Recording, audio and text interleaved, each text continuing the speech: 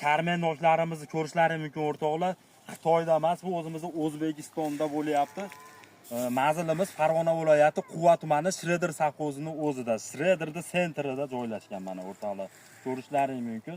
Jamiki 7 gektarga batga bog' qilingan, sxemasi 5 ga bir sxemada ekilgan o'rtoqlar mana.